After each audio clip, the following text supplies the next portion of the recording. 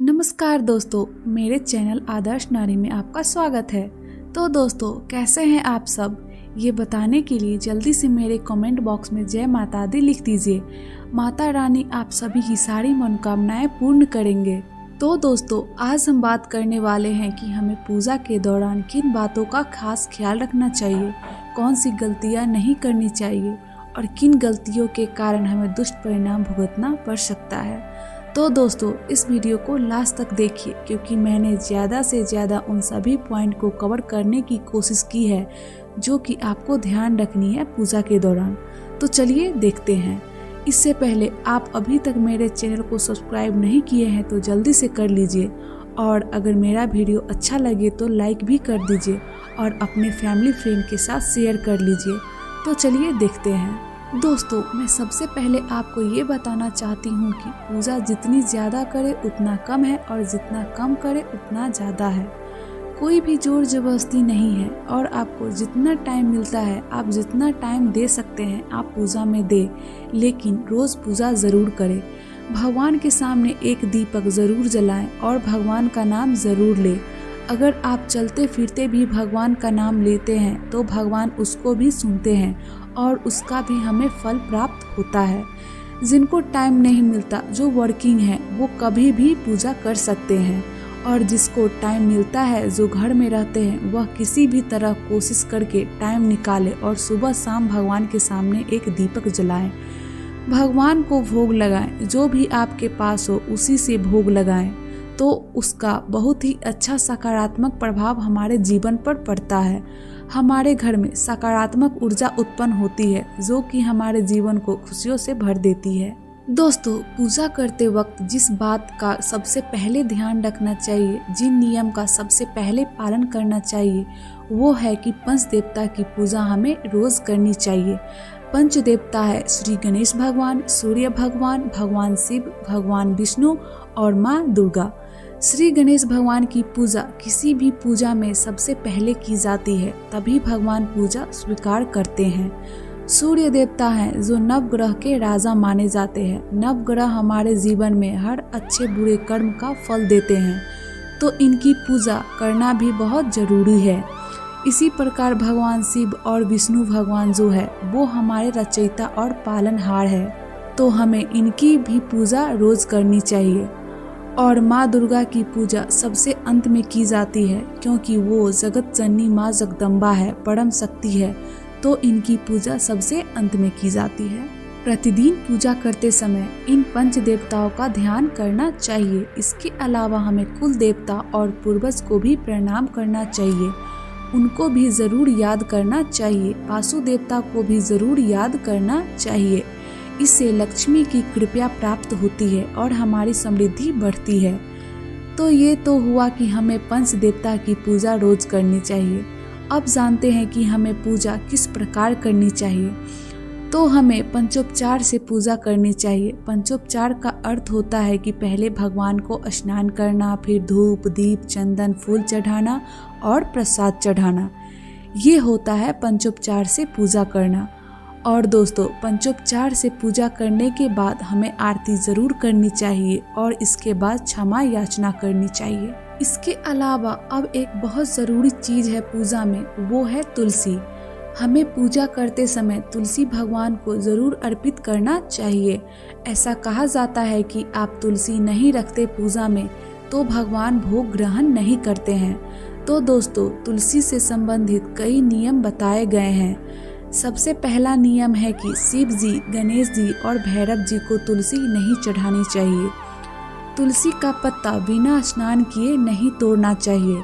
शास्त्रों के अनुसार यदि कोई व्यक्ति बिना स्नान किए तुलसी के पत्तों को तोड़ता है तो पूजा में चढ़ाए गए ऐसे पत्तों को भगवान स्वीकार नहीं करते हैं। तुलसी के पत्तों को 11 दिनों तक बासी नहीं माना जाता है। इन पत्तियों को हर रोज जल छिड़क कर पुनः भगवान को अर्पित किया जा सकता है। और एक बात का खास ख्याल रखना चाहिए कि रविवार, एकादशी, द्वादशी, संक्रांति तथा संध्या काल में तुलसी के पत्ते नहीं तोड़ने चाहिए। इसी प्रकार दोस्तों, गंगा जल का हमारे पूजा में बहुत महत्व होता है। तो गंगा जल को कभी भी प्लास्टिक के बोतल में या किसी अपवित्र धातु में नहीं रखना चाहिए। अपवित्र धातु जैसे एल्युमिनियम, लोहे को अपवित्र धातु माना जाता है। गंगा जल को तांबे के बर्तन में रखना शुभ माना जाता है। रोज की पूजा में आप लोटे में जल लेके रखते हैं, उनमें थोड़ा गंगा जल मिला दे और उसी से भगवान को स्नान कराए और खुद के ऊपर भी थोड़ा छिड़क ले, जिससे आप पवित्र या शुद्ध हो जाएंगे। तो दोस्तों, पूजा करते वक्त दुर्वा का प्रयोग किया जाता है। दुर्वा एक प्रकार की घास है जो खास किसी विशेष पूजा में प्रयोग किया जाता है। लेकिन जब हम दुर्वा का प्रयोग करते हैं तो हमें इस बात का ध्यान रखना चाहिए कि माँ दुर्गा को दुर्वा नहीं चढ़ाई जाती है। ये श्री गणेश भगवान को प्रिय है, तो ये पूजा करते समय गणेश भगवान को अर्पित करनी चाहिए। और एक बात जो ज़रूरी है, दुर्वा रविवार को नहीं तोड़नी चाहिए। पूजा करते वक्त हमें दीपक ज़रूर जलाना चाहिए। हमेशा कोशिश करनी चाहिए कि 2 दीपक जलाएं, पहला घी का दीपक और दूसरा तेल का। घी के दीपक में आप रुई की बत्ती प्रयोग कर सकते हैं और तेल के दीपक में आप लाल रंग के कलावा के बत्ती का प्रयोग करें, ये अच्छा माना जाता है। और तेल के दीपक में तिल का तेल हो तो और अच्छा माना जाता है, शुभ माना जाता है। तिल के तेल का दीपक जलाने से हमारे घर के निगेटिव एनर्जी खत्म होती है। घी का दीपक हमें सुबह शाम जलाना चाहिए भगवान के सामने और आरती करनी चाहिए। दीपक जलाते समय हमें कुछ खास बातों का ध्यान रखनी चाहिए। एक दीपक से दूसरे दीपक को बिल्कुल न जलाए, या फिर अगरबत्ती से दीपक न जलाए या दीपक से अगरबत्ती न जलाए। जो ऐसा करता है वो शास्त्रों के अनुसार वो लोग रोगी हो जाते हैं। दीपक जलाने के बाद या भगवान को दीपक दिखाने के बाद या आरती के बाद हमें इस बात का ध्यान रखना चाहिए कि जो हमने लोटे में जल लिया हुआ है उससे 1-2 चम्मच पानी अपने हाथ में ले करके हाथ को धो लेना चाहिए। पूजा के समय जब हम आसन पर बैठते हैं भगवान को पूजा करने के लिए, उस वक्त भी हमें कुछ बातों का ध्यान रखना चाहिए। पूजा करते वक्त हमें इस प्रकार बैठना चाहिए कि हमारा मुख पूरब की तरफ हो या उत्तर की तरफ हो। यही 2 दिशाएं पूजा करने के लिए सर्वश्रेष्ठ मानी गई है। जिस आसन पर हम बैठते हैं वह आसन ऊन का होना चाहिए। अगर वह लाल रंग का या पीले रंग का हो तो उसे शुभ माना जाता है। हमेशा कोशिश करनी चाहिए कि सुबह की पूजा सुबह 6 से 8 के बीच में कर ले और शाम की पूजा आप 5 से 6 के बीच में कर ले, तो यह बहुत अच्छा माना जाता है। हमेशा पूजा करने के बाद घी के दीपक या कपूर से आरती जरूर करनी चाहिए। आरती करते वक्त हमें कुछ बातों का विशेष ध्यान रखना चाहिए।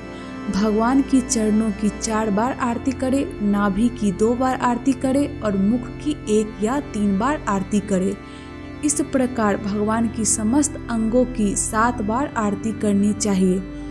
समस्त पूजा और आरती खत्म होने के बाद आप जिस स्थान पर खड़े हैं उस स्थान पर ही खड़े खड़े 3 बार परिक्रमा अवश्य करनी चाहिए। इसके अलावा कुछ और बातों का ध्यान रखनी चाहिए, जैसे कि सूर्य देवता को शंख से जल अर्पित ना करें। कई घरों में शंख रोज बजाते हैं, तो इसमें ध्यान रखना चाहिए कि स्त्रियां शंख ना बजाएं।